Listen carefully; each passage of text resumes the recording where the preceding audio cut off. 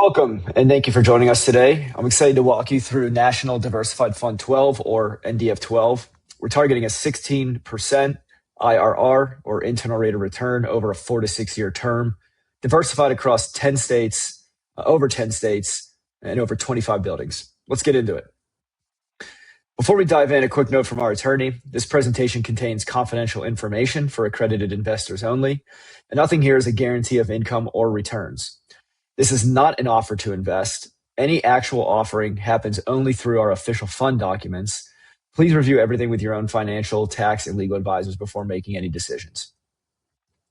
At Ironton Capital, we focus on serving accredited investors who are often underserved by traditional wealth management firms.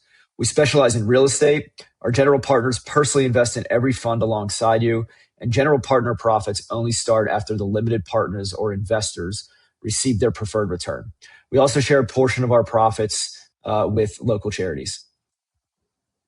Most real estate investors start out as project sponsors, juggling financing, tenants, and constant deal hunting.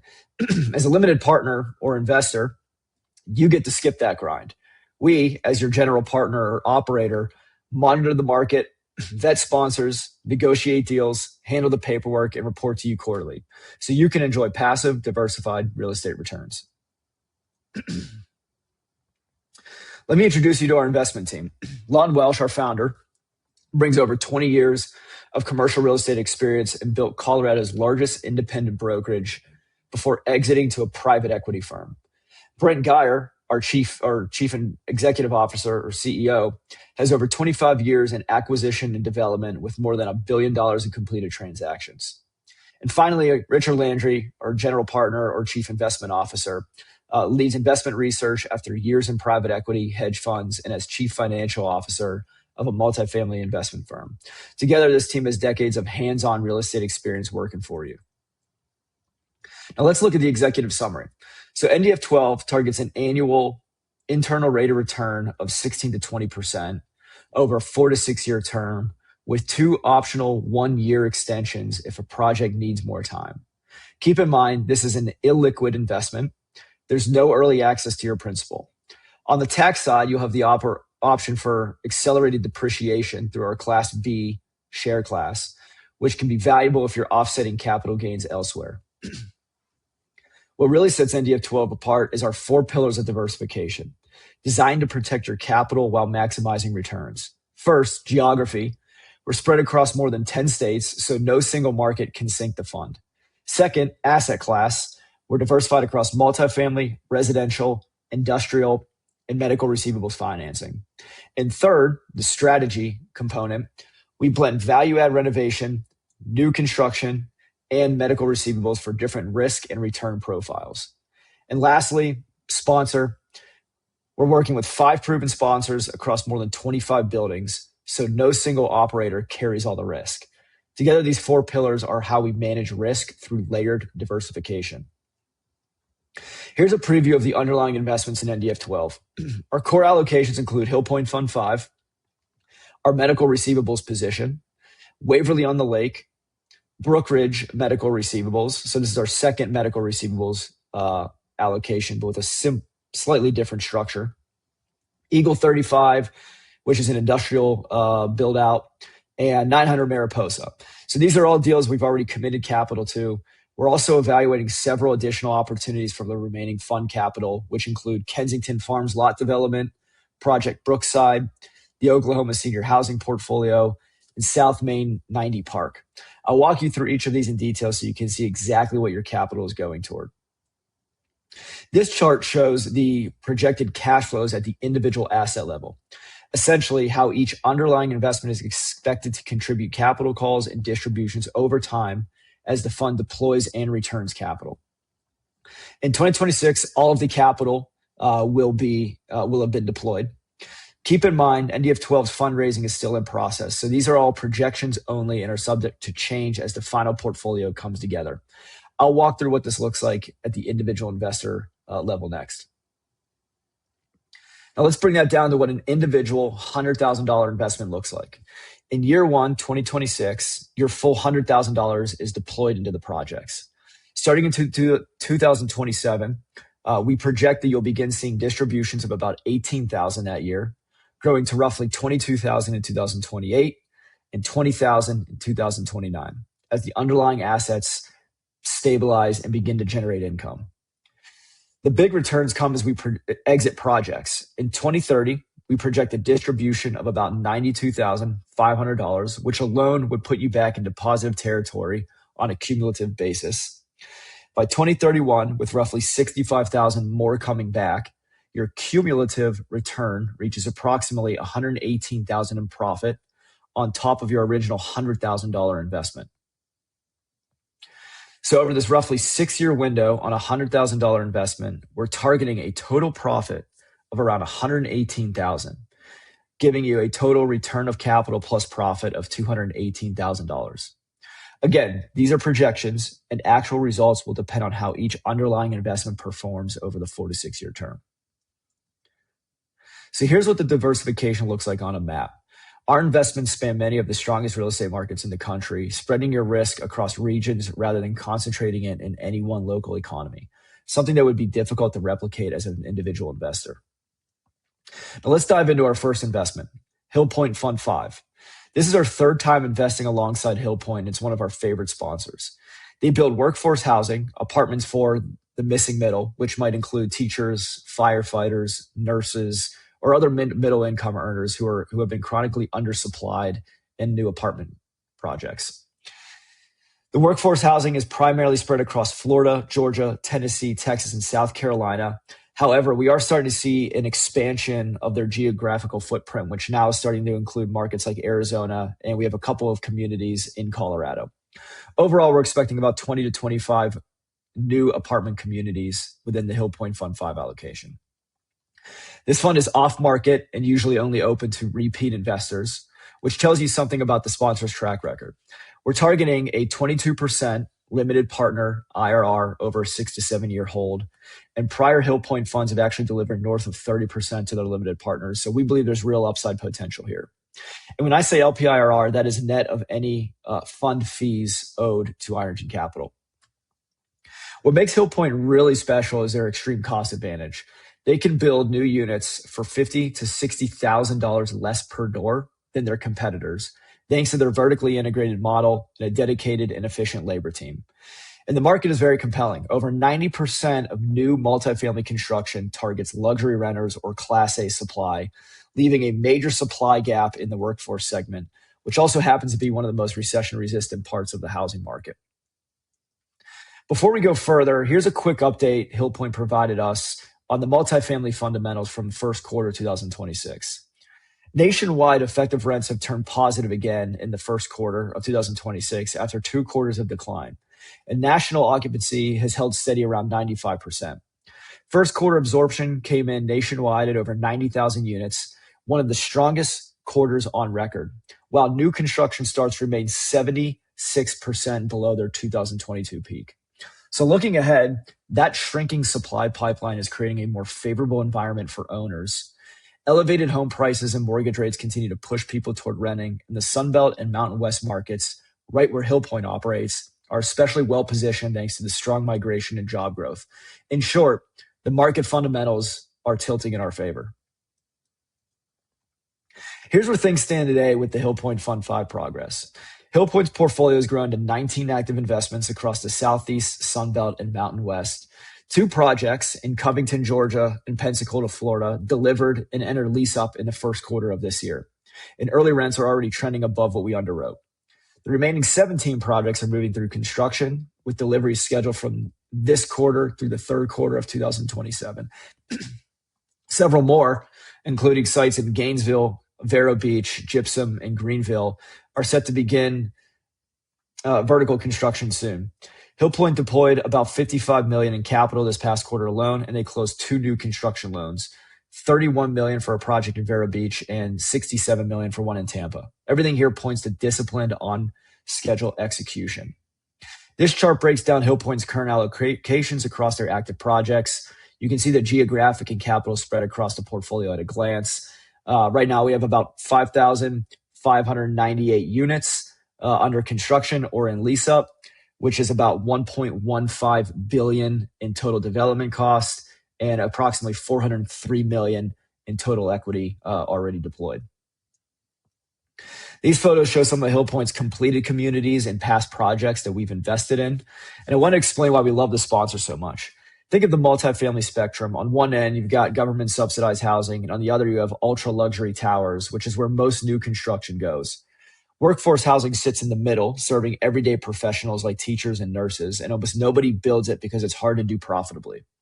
Hill Point ultimately cracked the code. They use a single floor plan, a 2-bedroom, 2-bath, roughly 1,100 square foot unit, and they build it over and over, the same way every time with the same crews. Compare that to a typical luxury development, which might have 8 to 15 unique floor plans and a one-of-a-kind design for every site. That standardization eliminates the constant problem solving and rework that eats up time and money on a typical job site.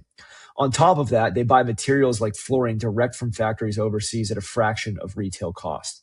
Put it all together, and Hill Point can build a unit for $50,000 to $60,000 less than the competition, while serving a segment of renters that's incredibly stable and underserved. Next is our medical receivables position, targeting a LPIR of about 9% over a roughly 3-year hold. This allocation plays a slightly different role in the fund. When you invest with us, we don't call all of your capital at once, or we call all of your capital at once, but we don't necessarily deploy it all at one time, because sponsors like Hill Point draw funds gradually, quarter over quarter, over about a 2 to 3 year period as they start new projects each quarter. So rather than let that uncalled capital sit in a bank account earning next to nothing, we put it to work in our medical receivables allocation, buying accounts receivables from medical and legal providers with strong track records across more than 10,000 individual invoices, with each file typically being under $10,000 in value. The sponsor here hasn't experienced a loss of principal ever since the fund's inception in 2017, and they paid full dividends. This says 21 quarters. We're now up to about 35 quarters. So instead of earning a fraction of a percent while your capital waits to be deployed, we're targeting closer to 13% with no extra fees to you. It's a small piece of the overall portfolio, but it's a key part of how we keep things simple and efficient for our investors. Now, the interest that is accrued on that allocation, it will surpass, obviously, the allocation that we need for projects like Hill Point. So with the extra interest, we do one of two things. We pay our year 2 and year 3 management fees, so you don't have to write an extra check into the fund. If there's any unplanned capital calls, we'll also pull from the interest of that as well, and from the principal balance, and use that so you don't have to write a check into the fund that you didn't plan for. If either of those two, if the capital calls don't happen or arise, and we are in excess of our year 2 and 3 management fees, those returns will flow down to you. So this is a great stable allocation we have for the fund that primarily serves a purpose of paying year 2 and 3 management fees, planning for unexpected capital calls, or excess returns that'll flow down to you if we are in excess of those first two items. Now let's talk about Waverly on the Lake, a multifamily value add deal in Belleville, Michigan, right between Wayne County and Ann Arbor in a strong job market. This is a 1,046 unit garden style apartment community spread across 99 acres and 40 buildings, and it's our third investment with this sponsor. This is a classic value add story, a property that had been in one family's hands for decades, with maintenance and rent increases falling behind as the ownership aged. We're renovating roughly 596 units, including new countertops, stainless appliances, and energy efficient furnaces and air conditioning. And much of it is subsidized through utility sponsorship, which lets us push rents up while delivering a better experience for tenants. We invested in this project with the sponsor at an 8.7% cap rate for $83,750,000, or about $79,000 per door. And we're conservatively projecting an exit value of about $159,000 a door. So nearly double what we acquired the asset for. We're targeting a 17% internal rate of return over a 4 to 6 year hold. And because our going in cap rate is well above our borrowing cost, this property is expected to generate positive cash flow from day one. Ironton Capital holds both a limited partner and a general partnership stake in this deal, so our interests are aligned directly with yours. Here's how Waverly is actually performing as of first quarter of 2026. Physical occupancy has climbed to 93%, or 94.5% excluding units currently offline for renovation. Average rents have grown to about $1,220 a month, already above both our acquisition assumptions and budget, and our March renewal rate on leases hit 74%, well above industry average. On the financial side, first quarter net operating income came in at $1.9 million, well ahead of our $1.89 million budget, and the property is generating about $130,000 a month in positive cash flow after debt service. Renovations are progressing well too. 29 units were completed in the first quarter, with 44 more underway, and those renovated units are commanding roughly a $450 a month rent in rent premiums. The sponsors targeting 300 to 315 total renovated units over the next 10 to 11 months. Exterior work, including siding, windows, and insulation, is substantially complete, and furnace replacements are 100% done across all 746 units. So simply put, this deal is performing well ahead of our initial underwriting. This is one of our favorite types of projects, because we get to control our own destiny here. It doesn't matter what happens with interest rates or the broader stock market. If I'm buying at a great property in a great location that's been neglected, and I renovate ahead of my competitors, I win the newest and freshest units in the submarket, and I can command the rent increases. This is also a cornerstone project for generating depreciation. So if you're an active real estate investor selling a property and facing capital gains, this is exactly the kind of investment that can help offset the exposure with meaningful depreciation. These are the actual performance numbers behind everything I just walked you through. Next up is Brookridge Medical Receivables, a no-fault medical receivables strategy in New York, targeting a 14% internal rate of return to the limited partner, or you as the investor, over a 4-year period. So here's how it works. When someone's injured in a car accident in New York, medical providers treat them under no-fault insurance, but often wait 12 months to 24 months to get paid from the auto insurance carriers. We provide capital to purchase those receivables, so providers get cash immediately, and we collect from the insurance companies later. This is a follow-on to the successful first tranche the sponsor deployed, which was $30 million, starting in 2024. And the performance on that initial tranche has outperformed the original projections, which is why we like this opportunity so much. They funded claims worth nearly 2.9 times the capital called, buying at an average of 36% of face value. So if it's a $10,000 invoice, they're buying on average $3,600, and they're realizing recoveries of about $8,300 of face value. The underwriting framework was built on analysis of more than 160,000 historical claims and further validated through 81,000 claims in the first tranche. So our partners here are National Claims Funding Corp and Sanders Law Firm, a no-fault claimant firm that's been doing this since 1967. And the receivables themselves are diversified across major insurers like Travelers, Allstate, Geico, and Progressive. There's a lot to like about this strategy. A few things. New York has the fourth most drivers of any state in the country at over 12 million, which keeps the pipeline of claims growing.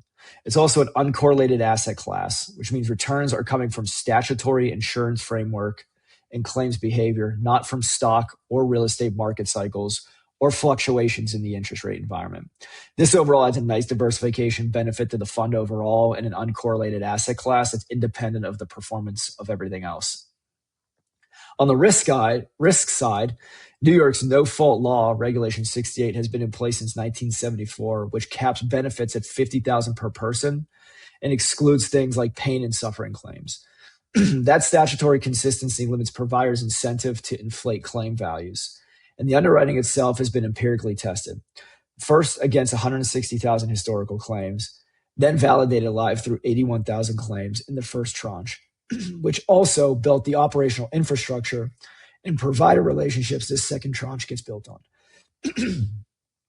Excuse me.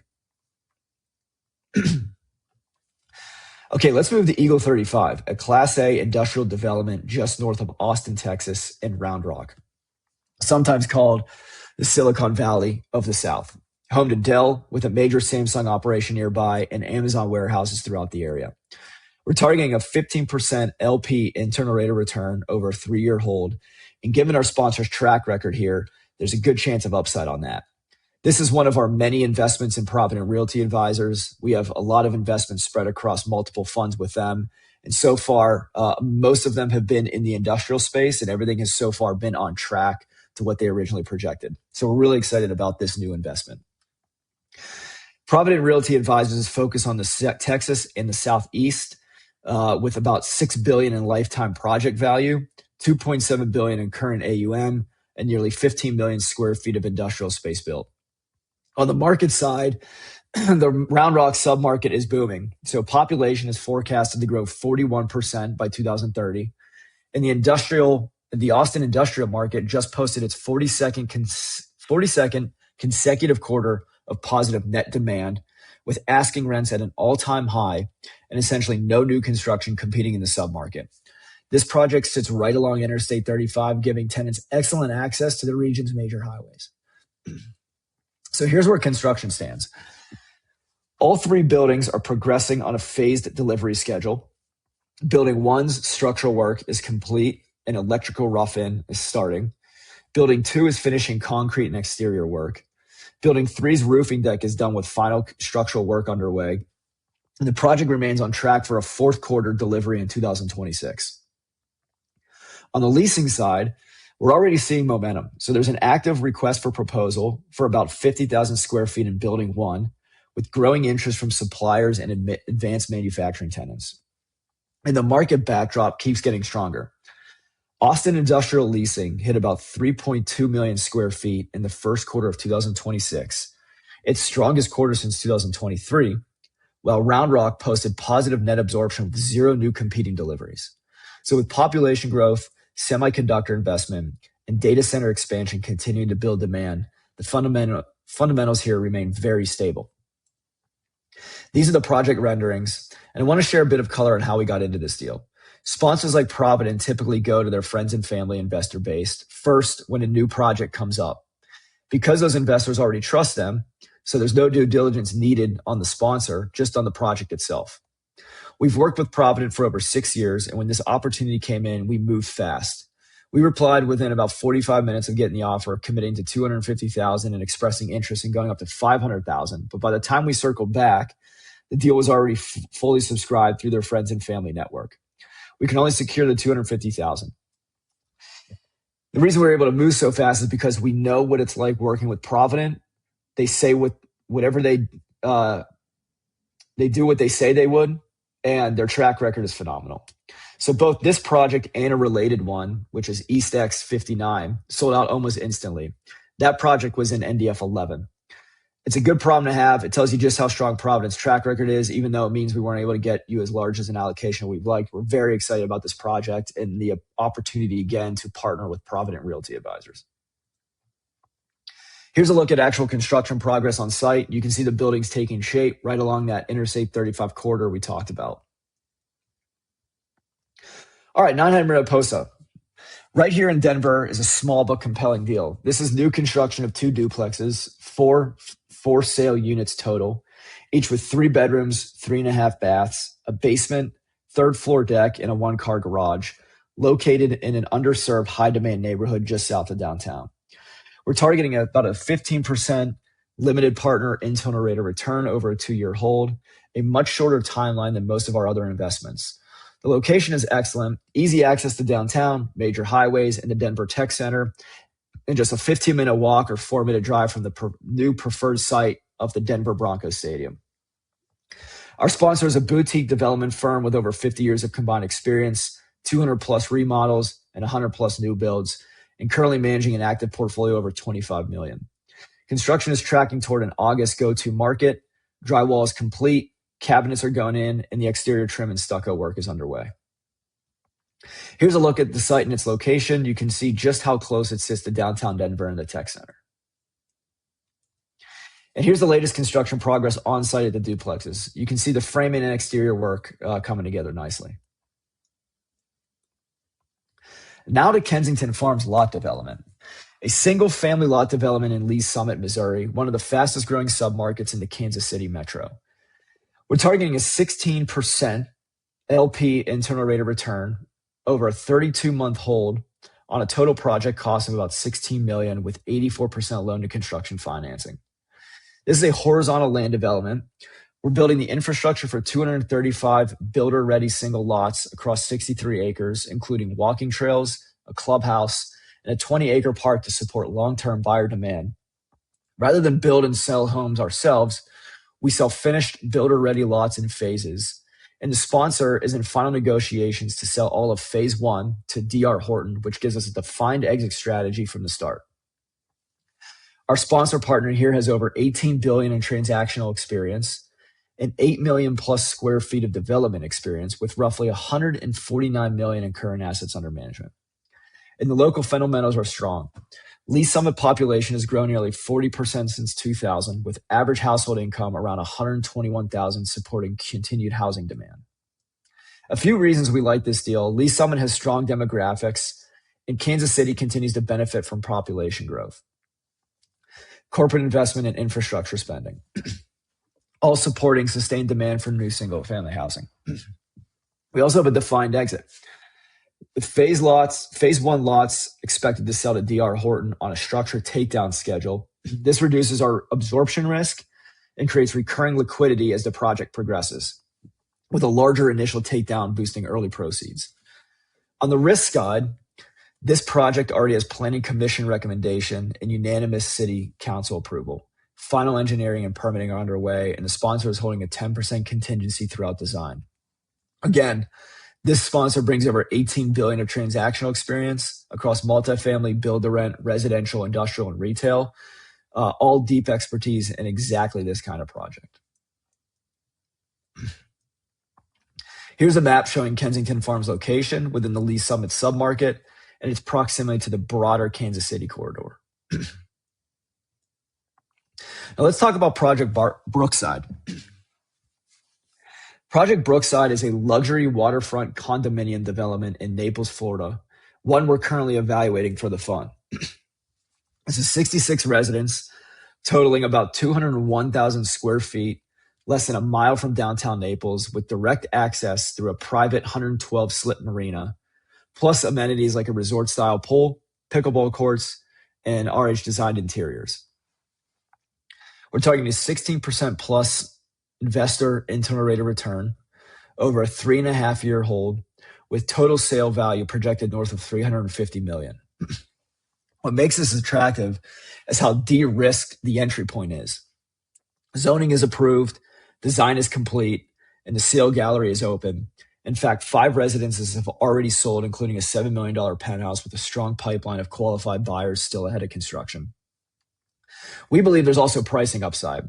The underwriting assumes about $1,743 per square foot, while recent comparable luxury sales in the area are running closer to $2,000 per square foot.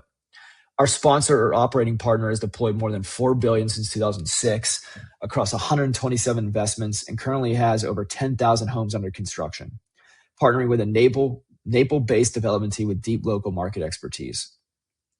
So why are we considering this project? A few reasons stand out. This is an 8.25 acre waterfront assemblage less than a mile from downtown Naples, one of the only development sites of this scale left in that market.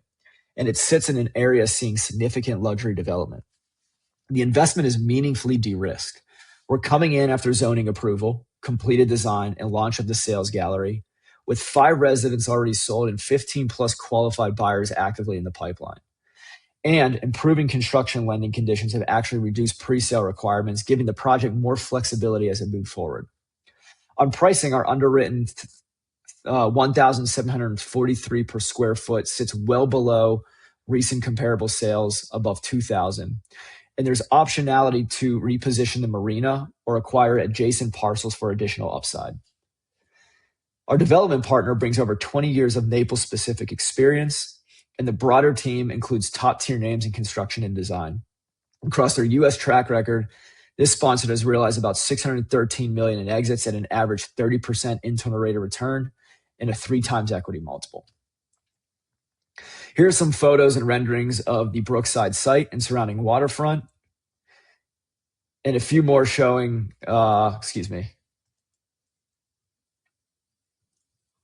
Yep. So here are some of the interiors as well. All right. Next is the Oklahoma senior housing portfolio. 2 memory care communities in Oklahoma City and Tulsa. We're targeting a 16% plus limited partner internal rate of return over a 5-year hold, acquiring these at a 10% cap rate for $26 million. These are stabilized cash flowing assets right out of the gate, operating around 95% occupancy with about $4.5 million in renovations already completed. So there's minimal near-term capital need. Our acquisition basis works out to roughly $282,000 per unit, which is more than a 25% discount to what it would cost to build these facilities new today. Our sponsor partner is a fully integrated medical real estate platform focused on behavioral health, assisted living, and memory care, with about $120 million in current medical real estate holdings and principals who've completed more than $3.5 billion in transactions. They are partnered with BLG Capital, which manages a multi-billion-dollar investment platform, and the existing property manager, Iris Senior Living, is staying on and co-investing alongside us, which keeps everybody's interests aligned. Both Oklahoma City and Tulsa are facing a real undersupply of memory care beds, with the 75-plus population expected to grow up to 26% over the next 5 years. A few things make this opportunity compelling. The 75-plus population in Oklahoma City and Tulsa is projected to grow 25% over the next 5 years, and memory care penetration in both markets sits around 0.5%, well below the 1.4% national average, with almost no meaningful new supply coming since construction and financing costs make new development so difficult right now. These are also strong performing assets today. We're buying at a going-in cap rate of 10.2%, with both properties already 95% occupied and acquired at a meaningful discount to replacement cost. So there's very little near-term capital need, as I mentioned earlier. And we're backed by an institutional sponsor with deep medical real estate experience, partnered with BLG Capital's multi-billion-dollar platform. The existing operator, Iris Senior Living, is also staying on as both manager and equity partner, so they're just as motivated as we are to see how well this performs. Here's an overview of the 2 properties. You can see the layout and condition of each community. Last of our project level investments to be considered here is South Main 90 Park, a Class A industrial development in Southwest Houston, inside Beltway 8, a land constrained infill location with real barriers to future competing development. We're targeting a 16% limited partner internal rate of return over a 2 to 3 year hold. We acquired this site off market at roughly $8 per square foot, giving us a meaningful cost advantage versus competing projects. Our sponsor is a Denver-based industrial developer with principals who bring over 80 years of combined experience and have deployed more than $4 billion across 22 million plus square feet of industrial development. Houston remains one of the active industrial markets in the country, with more than 30 million square feet of active tenant requirements and just 5.2% vacancy in the Southwest submarket. And we've structured this with a flexible exit. The sponsor can pursue either an owner use sale upon completion or a traditional lease up and stabilized sale, depending on how the market conditions evolve. That wraps up the investments. We went through the projects we already committed to and 4 projects that we are considering contingent on the capital raise. So let's now walk through the summary of returns and expenses, the fine print that really matters. NDF12 targets a net return, so a net of fees, return of 16% plus, 16 to 20% over a 4 to 6 year term, with 2 optional 1-year extensions built in if a project needs more time. On preferred returns, Class A shares an 8% annual non-compounding preferred return. Class B shares earn 5%, but they get all the depreciation. If cash flow is not sufficient to pay that in a given period, it accrues and gets paid later at a sale or refinance, and the GP, or Ironton Capital, doesn't earn any incentive compensation until all preferred returns are fully caught up and paid in full. As I just previously alluded to, depreciation is allocated entirely to Class B shares. Class A does not receive it, so if offsetting capital gains is a priority for you, that's worth discussing with our team. On carried interest or profit, after the preferred return is paid and fully caught up, investors receive 72% of additional profit, and Ironton Capital receives 28%, up to a 20% total internal rate of return. Above 20%, that splits 70-30. And above 30% in internal rate of return, it moves to 60-40 in favor of the investor. So our upside only grows if yours does too. Ironton Capital also invests their own capital alongside you, typically about 2 to 5% of the fund. As for fees, a one-time $55,000 acquisition fee and a $106,000 annual management fee, both divided pro rata among investors, plus $40,000 to $50,000 a year in audit, tax, and administration costs, which works out to about $560 per investor if we have 90 investors in the fund. Now, the audit, tax, and fund administration, ultimately, we will go out to the investors and ask if they would elect to have that done. If they do, then the cost will be divided accordingly. If not, then we will not move forward with a third-party audit from this standpoint.